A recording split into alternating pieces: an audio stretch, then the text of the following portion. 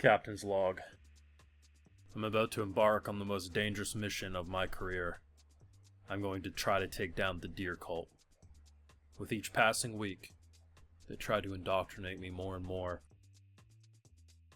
And the cruel, sick bastards over at Crunchyroll decided to switch their simulcasts from Sundays to Wednesdays, so I didn't even get a 7-day break. But enough is enough, damn it. I'm canceling the deer show. The deer cult is no more, damn it. When I saw the molting. No. No, we are not going the direction of wearing this deer brainiac, maniac, psychopath. Is she the smartest, the dumbest? I don't know anymore, but we do not wear her skin. I can't tell if this is the best or worst episode all in one. The fact that for the first half of this episode, they literally did the thing that I've been complimenting this show for not doing this entire time, which is, this is such a dumb idea for a show. Most authors would make it into a 4-panel manga. And what did they do this episode? They made it into a 4-panel manga with 18 little gimmicks. Some of them were just complete brain rot. And the second half was just as comedy gold as I've expected. I both love and hate this show equally. And as I say, anime of the century. I of course have full live reactions over on Patreon. If you want to see my full and get thought to any of these episodes, the brain rot's going to be over there exclusively. So basically, this was wild. I was at first counting because they're like, hey, we're going to have 18 segments. I was like, okay, yeah, bet. And then the fact of how snappy it was, I was like, I don't even need to count. I can tell they're going to get through 18. There was some truly outlandish shit that I saw. When she poured the beans into her head, and then she started like puking up the coffee, I was like, ain't no one drinking. Well, actually, there's probably a lot of people who are drinking it. It probably says a lot about society. But Jesus, man, like, it was just like one after the other of just slapstick comedy. And they were all very enjoyable for different reasons.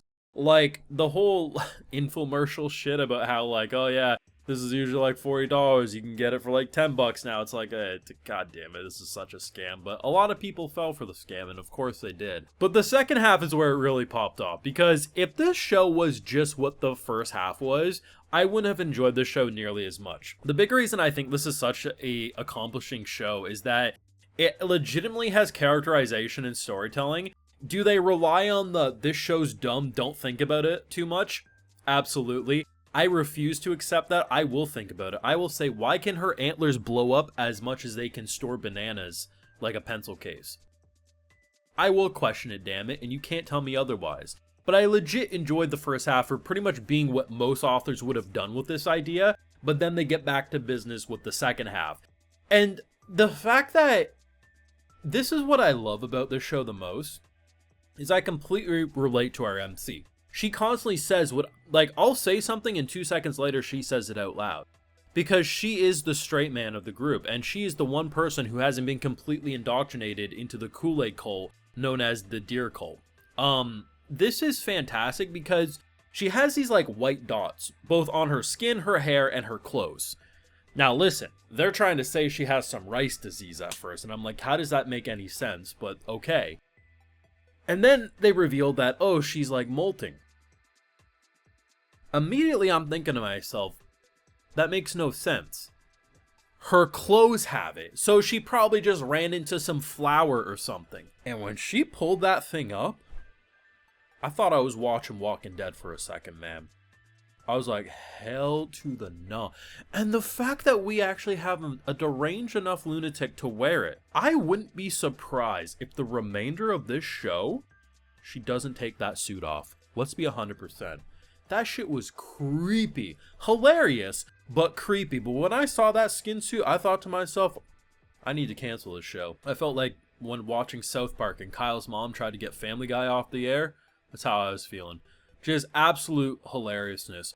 But what a good episode. Like, I would probably say this was one of the weaker, if not weakest episodes out of the 6. Now, that doesn't mean this is a bad episode. If anything, it actually goes to show how good this show's been that comedy-wise, I could have as much WTF as this episode did, and I can say actually that was one of the weaker, because one of the weaker episodes for Nokotan is literally better than the best episodes for a lot of comedy anime as of late. Not that I think comedy anime as of late have been bad, I just think a show that can give me heartburn like this in terms of what the bruh. I'm convinced by the time we reach episode 12, you're gonna have a video of me just speechless and goddamn deer antlers. Because it's wild. The sister is like, the sister alone. She's saying some of the most unhinged, wincest shit known to man.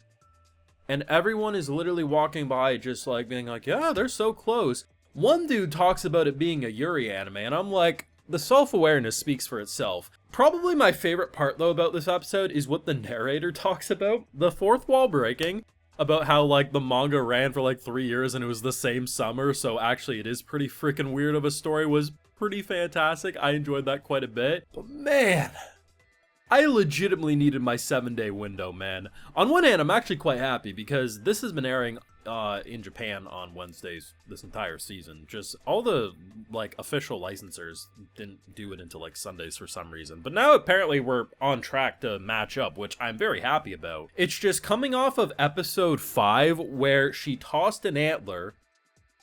We tossed the antler away and then it blew up, and I thought to myself, we would have died if we didn't do that. What the hell? And this anime's excuse is, this show's dumb, don't think about it. And I'm like, I feel like once I don't think about it, I fully accept myself into this cult. And that's a no from me, dog. The 18 what the hell moments were definitely amusing, but the second half was definitely the star of the show. I actually appreciate that they didn't just do the whole episode 6 mid-slate of just being slapstick the entire time, because for me, the charm of the show is actually like, they're legitimately building a story. Like, they ended this episode, bro, with what I'm going to give my headcanon, and I'm right, okay? I'm saying that. That volleyball-looking head with the antlers, what I'm convinced happened was that prior to our current deer cult, there was another one that came before, a couple generations back. But someone rose to the occasion and killed that devil and buried it. And the remains have now been uncovered. And the current one who's trying to indoctrinate the world is trying to pick up the legacy of its previous ancestor. Maybe a little dark, but bitch, as crazy as that theory is, it actually has a decent shot of being true because of how WTF this show is. Let me know what the hell you thought down below. Be sure to leave a like if you enjoyed, subscribe if you're new around here, of course, ring that bell, and like I mentioned, we got those full live reactions over on Patreon, and hey, while you're over there, I'll also give you a video shout out. Alright, so today we got Klaus Mueller, Ashley Hazley, Daniel, Leon Chow, Marcus Reuters, Audra Jan, and we also have Elias Cortes. So I appreciate the support, everyone. Please take care, and you all have a good one.